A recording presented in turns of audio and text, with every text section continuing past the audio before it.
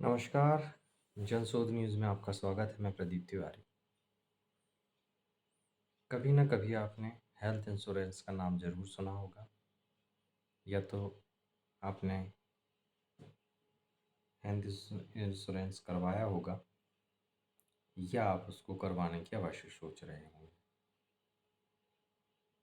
सामान्य वर्ग खासकर, जिसकी आर्थिक स्थिति आज के समय के महंगे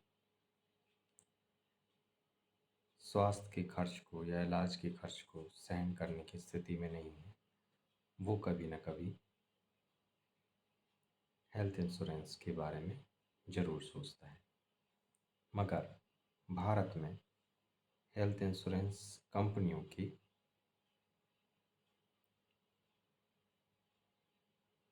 सेटलमेंट की या क्लेम की स्थिति बहुत बुरी है। ये अनेक अनेक तरीके के बहाने बनाकर, और अब तो बाकायदा डॉक्टरों से भी साठ गांठ हो रही है, और बहाने बनाकर लोगों के क्लेम को नकारा जा रहा है, रिजेक्ट किया जा रहा है। जब व्यक्ति को हॉस्पिटल में पैसों की सबसे ज़्यादा अधिक ज़रूरत होती है, तभी ये कंपनी अपने हाथ खड़े कर देती है। ज़्यादातर मामलों में ऐसा देखने में आया है। एक रिपोर्ट के अनुसार अगर इनकी प्रॉफिट को देखें 2023 के, तो जो प्रमुख कंपनियां हैं जैसे ICICI company 1729 crore, Bajaj alliance 1348 crore,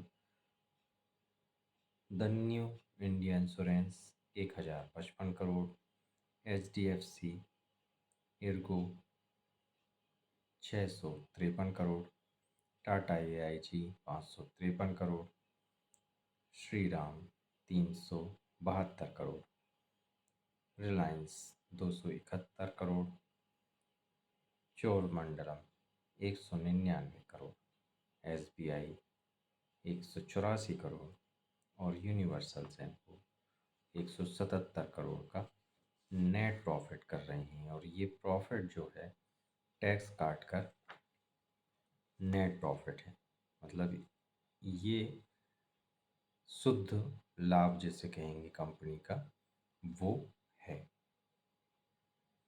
एक साल का। आप सोच सकते हैं आज कंपनियां इससे कितना कमा रही हैं। बदले में इनके आप सेटलमेंट रेशियो को देखेंगे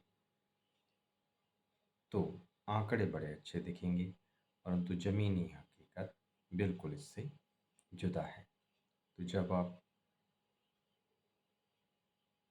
हेल्थ इंश्योरेंस का क्लेम लेने जाते हैं तो ये उस क्लॉज की बहुत सी बातें आपको बताने लग जाते हैं, जिसमें बहुत से हिडन ऐसी बातें होती हैं जो आप उस समय इंश्योरेंस कराते समय उतना ध्यान में नहीं रख पाते।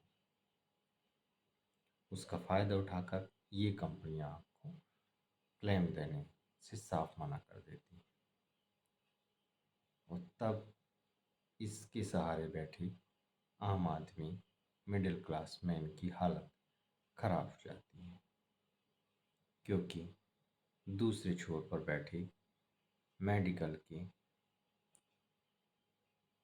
माफिया उसको चूसने के लिए आमादा होते हैं।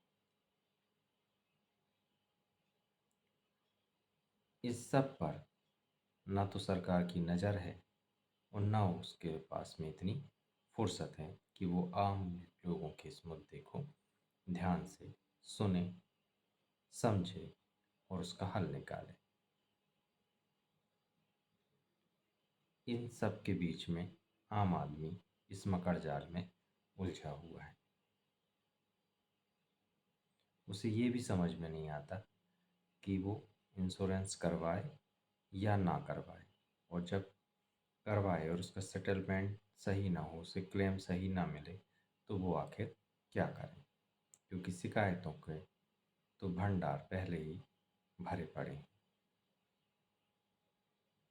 आगे से आप कहीं हेल्थ इंश्योरेंस अगर आप लेना चाहते हैं तो केवल उसके भरोसे ना बैठें, और अगर आप ले रहे हैं तो उसकी सारी कंडिकाओं को, सारे नियम को बहुत बारीकी से और ध्यान से पढ़ें, क्योंकि यही ज्ञान आपको क्लेम लेते समय सहयोग करेगा। आप उनसे भली भांति क्लेम ले सकेंगे, नहीं तो वो आपको गुमराह कर इससे साफ बच निकल जाएंगी। बेखौफ पत्रकारिता बुलंद आवाज को चुनना चाहते हैं तो लाइक और सब्सक्राइब कर दें और जनशोध देखते रहें। नमस्कार।